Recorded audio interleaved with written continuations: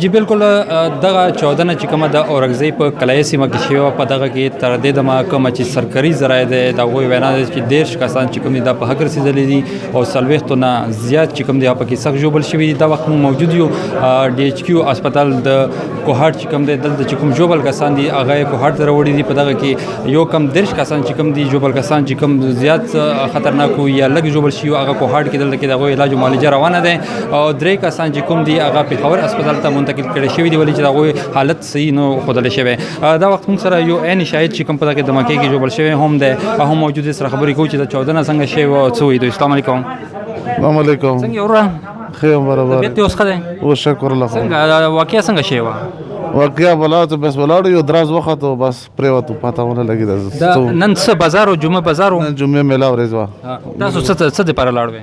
موږ هلته بس لاړو ته کاروبار ته. کاروبار مو کولو خپله. څنګه لکه د 14 نه وشوه څه کې څوک وایي چې پیک اپ کې شوی دی تاسو څه؟ پته ونه لګي ساره څه ونه کړو به تیاره شوه بس وغورځېدو بیا نه. دا سره نور څومره کسان لګي دي؟ نور بس سره نه یم خبر څوک څه شو څوک څه شو که نه.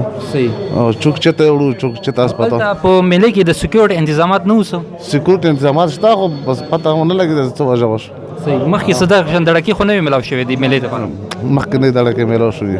ټیک شو. جی بالکل د دې خبرې تاسو اورئ چې کوم دې کې ژوبل شوی دی د هغې دغه وینا دی چې موږ ولاړو په میلې کې روزمره د ژوند چې کوم ضرورتي څیزونه په هغې اخیستنو کې مصروف وو چې دا وخت یو 14 وشوه او په دغه کې دغه نقصان مخې ته راغلو. زه به ته یو ځل بیا هم دا وایم چې یو کم 10 چې کوم ژوبل شوي کسان دي هغه د کوهاټ ډي ایچ کیو هسپتال ته راوړل شوي دي. په دغه کې یو چې کوم دی د ام اس مطابق هغه ایکسپایر شوی دی او 3 چې کوم دي هغه پېښور ته لیږلي دي او دغه شان نور چې کوم معمولي ژوبل کسان دي هغوی د کلایي هډ کوارټر چې کوم هسپتال دی په هغې کې علاج او معالجه روانه ده. جی